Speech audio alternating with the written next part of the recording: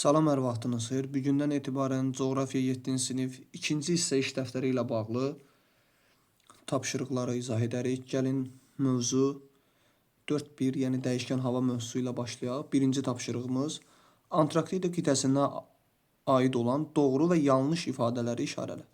Antarktida sahəsinə görə ən böyük qitədir. Bu əlbəttə ki, yanlışdır. Ən böyük qitə sahəsinə görə Asiyadır. Yer kürəsinin ən soyuq və küləkli qitəsidir. Doğrudur. Meteoroloji stansiyalarda Antarktidanın təbiətinə dair tədqiqatlar aparılır. Bu da doğrudur. Tədqiqatlar aparılır Antarktidada. Yağıntıların miqdarı çoxdur və əsasən yağış şəklində düşür. Bu yanlışdır.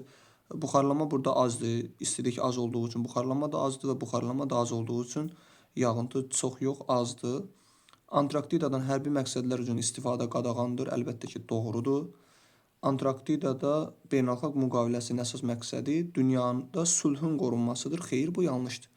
Yəni burada əsas məqsəd, belə deyək, burada bağlanılan müqavilənin də əsas məqsədi, yəni Antarktidada həmçinin bu qitədə hərbi bazalar qurmaq, silahdan sınaqlar keçirmək, ərazini tullantılarla çirkləndirmək və faydalı qazıntılar çıxarmaq qadağandır. Yəni bu müqaviləyə əsasən bu işlər qadağan edilmişdir və məlumatlar almaq üçün, xüsusilə də hava proqnozları, yəni bir çox məlumatlar almaq üçün Antarktidadan istifadə etmək olar. Ona görə bu fikirdə yanlışdır.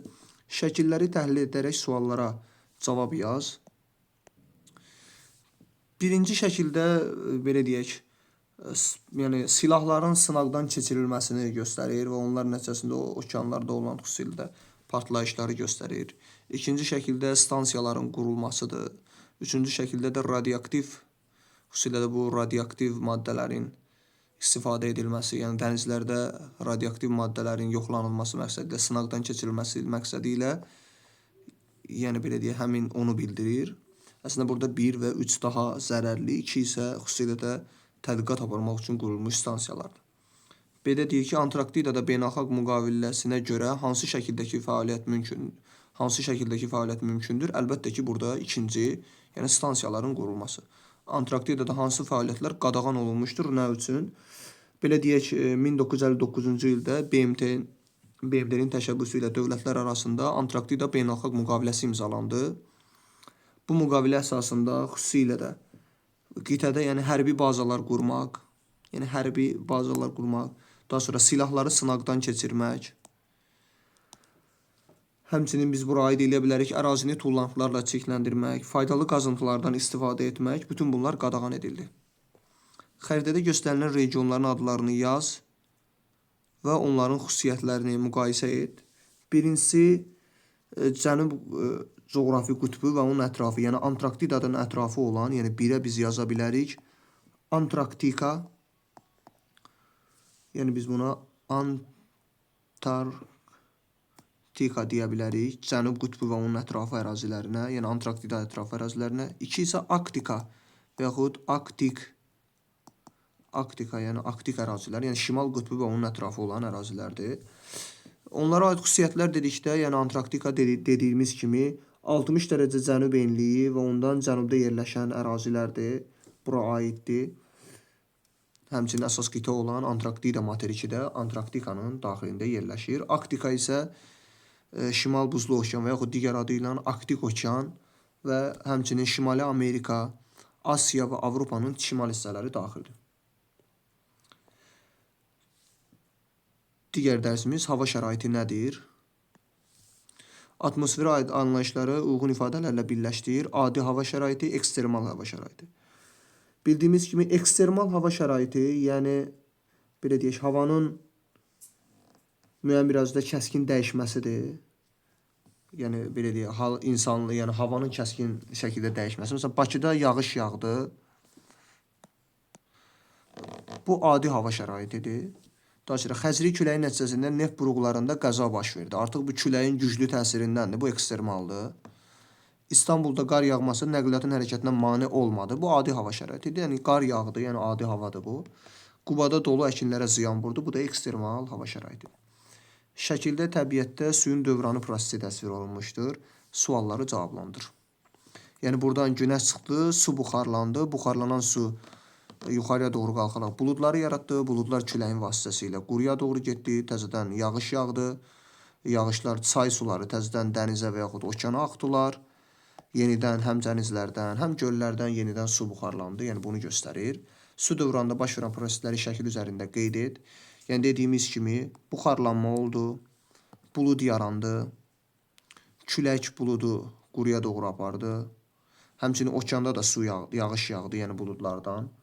Daha sonra küləyin vasitəsilə quruya doğru gedən yağış quruya doğru, yəni litosferə doğru yağdı. Daha sonra çaylar suyu çoxaldı və okeana doğru, dənizə doğru axdılar. Suyun dövranı prosesində yerin hansı təbəqələri daha fəal iştirak edir?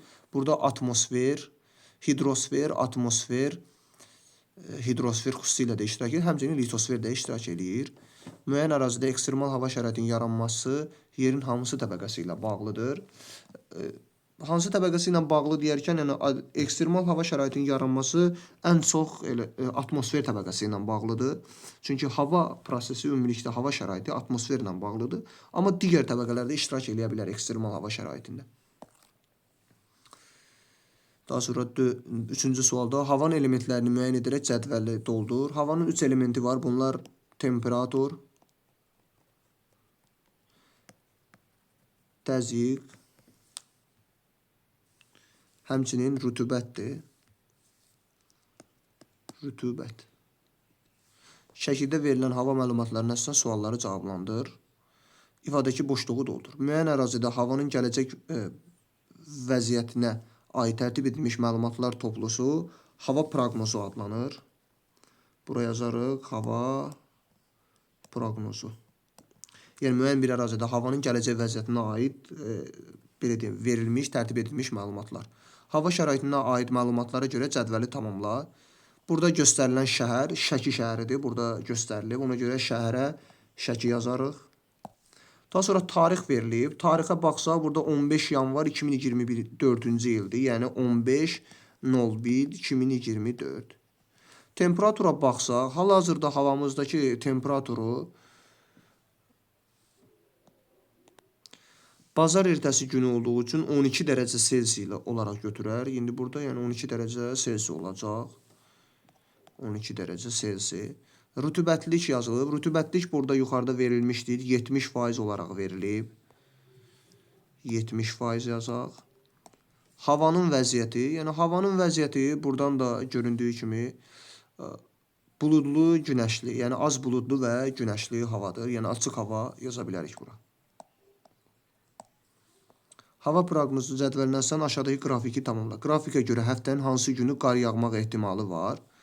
Qrafikdə biz qar yağmaq ehtimalı kimi mənfi temperatur götürməliyik. Burada da demək olar ki, temperatur mənfiyə düşməyib, amma 0 dərəcəyə düşübdür. Yəni şənbə gününü götürmək olar. Yəni, digərlərində temperatur müsbətdir. Yəni şənbə günü yaza bilərik. Qrafik, yəni burada da yəni qrafikə əsasən deyir. Yəni qrafikə əsasən belə deyək, cümə günündən sonra şənbə və bazar günləri temperatur mənfiyə düşə bilər. Yəni bizdə qrafik olaraq buradakı qrafiki deyir. Və buradakı qrafikdə də bazar ertəsi temperatur yüksəkdir, çərşənbə axşamı çərşənbə yüksəkdir, cümə axşamı da yüksəkdir, cümə günü də yüksəkdir. Şənbə və bazar günü bunlar tam qeyd edilməyib və həmin günlərdə temperatur mənfiyə düşə bilər.